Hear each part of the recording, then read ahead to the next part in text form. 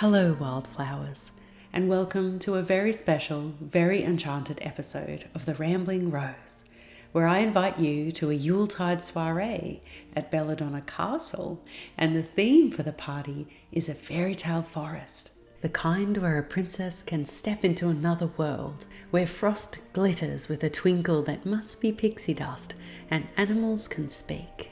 Come dressed in your finest fantasy attire, as a spellbinding beauty or a fantastic beast, and prepare to be swept away by the romance of a dark forest blanketed in snow. Yes, it's high summer here in Australia, and it's sweltering hot. There is not a snowflake in sight. But you'll know this cottage witch is partial to a little make-believe. So come on, let's decorate the castle and prepare some fine fare for the party guests. In this episode, you'll see some new additions to the living room that we made over last Christmas. And yes, the Christmas tree is still up. But together we'll redecorate the space with touches of fairytale forest magic. And I'm also attempting my take on the traditional Yule log, as well as some rather bewitching frosty cocktails that fit the theme. But first things first, let's give the castle ballroom a spring clean and redecorate before the guests arrive.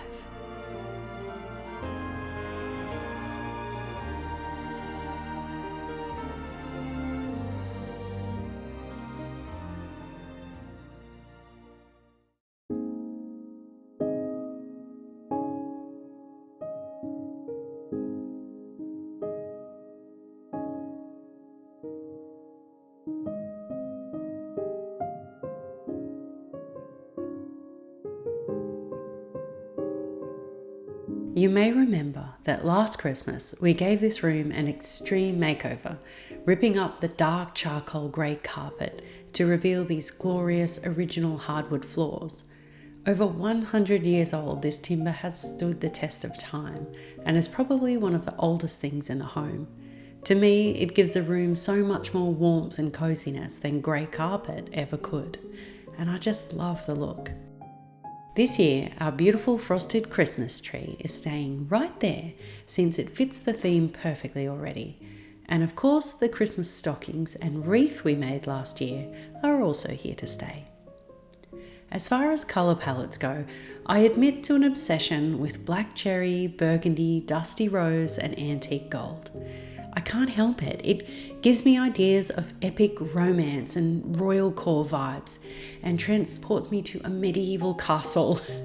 You know, the original theme for this episode was a medieval banquet, but things went horribly wrong. Let's just say I spent a Sunday manically scrubbing red paint off the wall and quickly adjusted my expectations of creating a medieval banquet hall.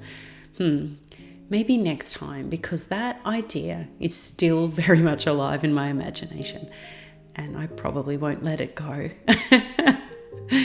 Anyway, back to this makeover.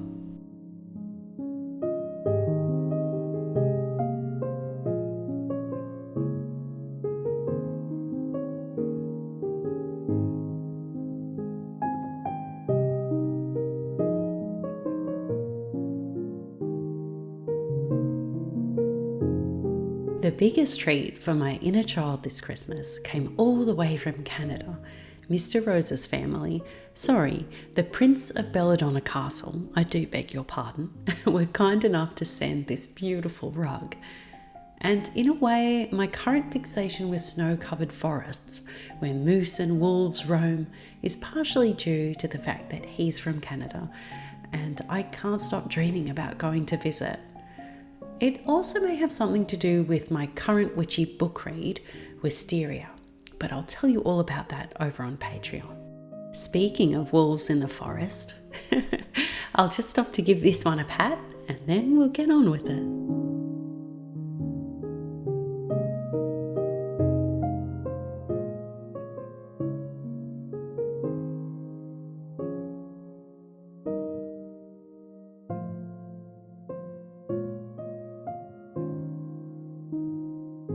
I'm so in love with this pattern. It's just perfect for the theme, don't you think? I hope I can keep it clean. Good thing it's machine washable.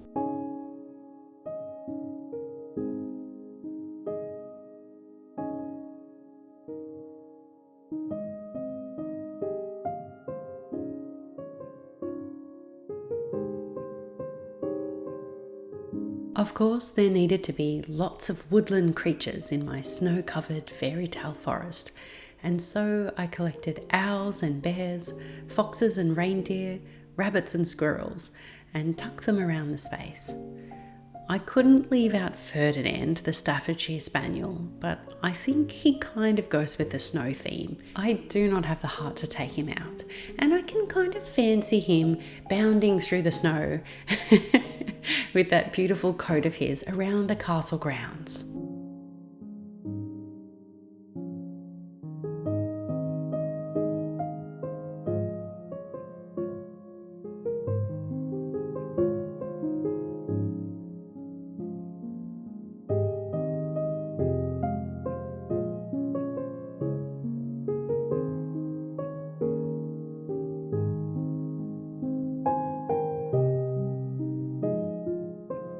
I also had to restock that vintage bar cart that I found for the extreme makeover last year, but this Christmas, in the castle, we're making cranberry martinis instead.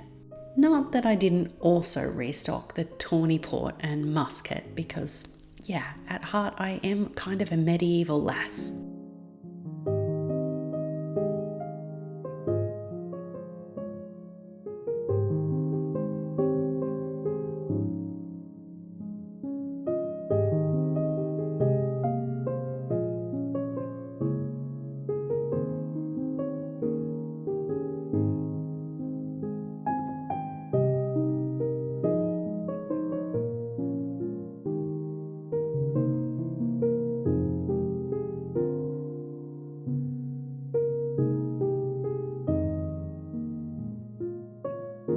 In a way, it felt a little like I was creating a Yule altar by placing pictures of plants and animals around the room, each one with its own unique spirit, message, and magic to offer. You could think of it like a vision board, calling in the protection, wisdom, or blessings of the crafty fox, the wise owl, or the strong and steady pine.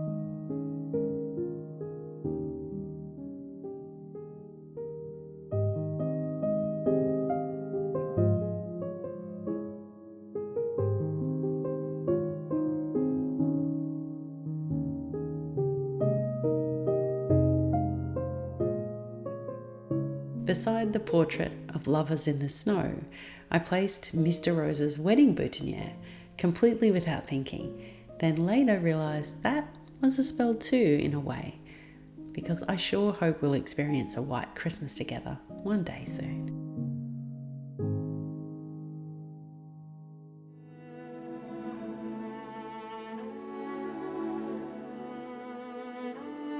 Yeep! This is my latest antique store bargain that I magicked into being just for this spot by the sofa. I would say it's giving Queen Anne, and it's rather glorious with its fine, ornate details. It's true, I imagined what I wanted in this spot, and sure enough, there it was at the antique store. It happens every time, and I swear it's fairy magic. You know, I think it was once a perfume cabinet, but now it's going to be stacked with books, and more books. Cozy fantasies and gothic romances, to be precise.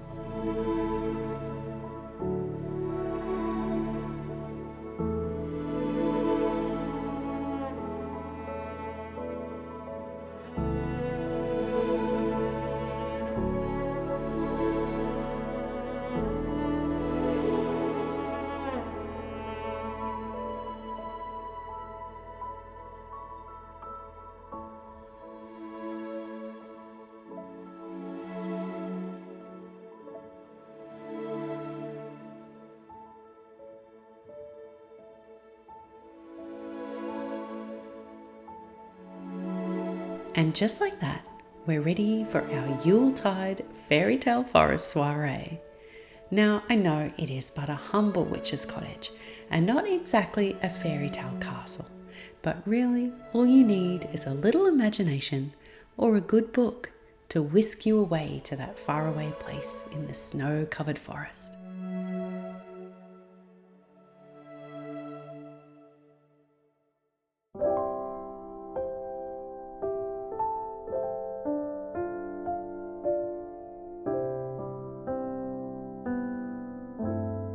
The idea of burning a Yule log during the winter solstice is believed to date all the way back to early Germanic or Scandinavian paganism.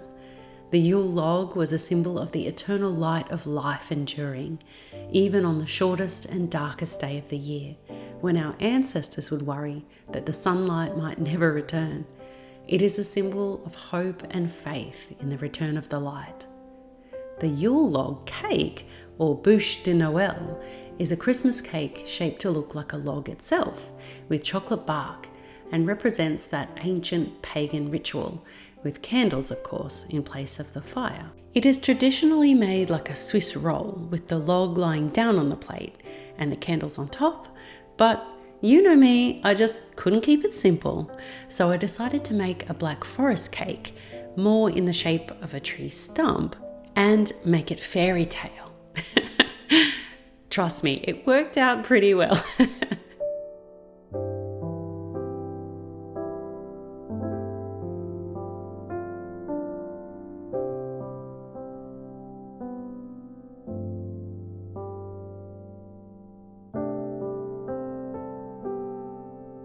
This recipe, as always, will be available for my wild roses on Patreon to print out and copy into their recipe journals or keep in a binder. But one tip I will offer is that although it looks messy at first, just roll with it. And remember that Mother Nature is messy in progress too. But just keep at it and you'll end up with a perfectly imperfect log that I rather fancy would look right at home in a fairy tale forest.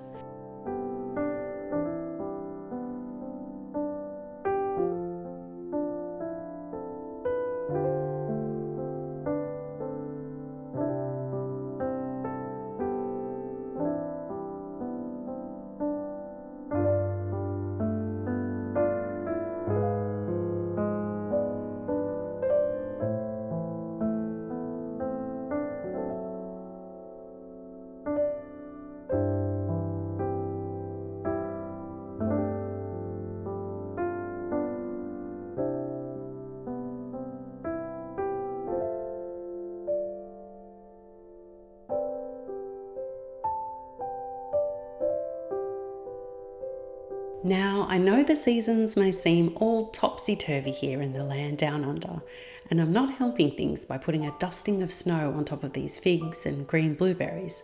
But this year, as you can see by the way I'm decorating my home with winter wonderland vibes when it's blazing hot outside, I'm embracing it.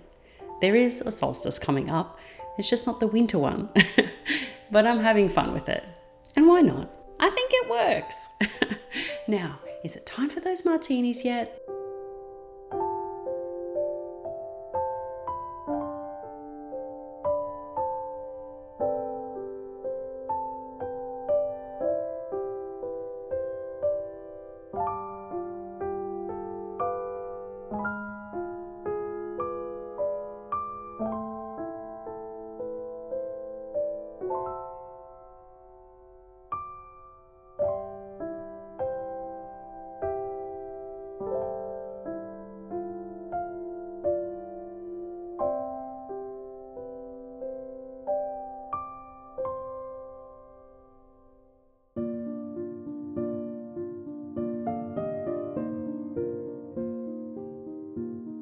Thank you so much for joining me for this Yuletide soiree in a frosty fairy tale forest of our imaginations.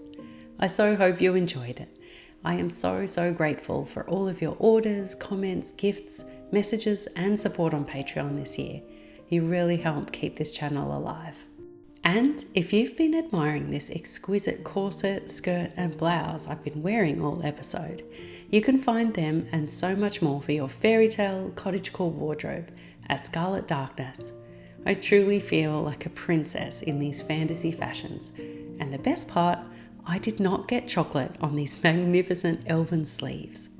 Be sure to use the link below and my code ROSE20 for your exclusive discount.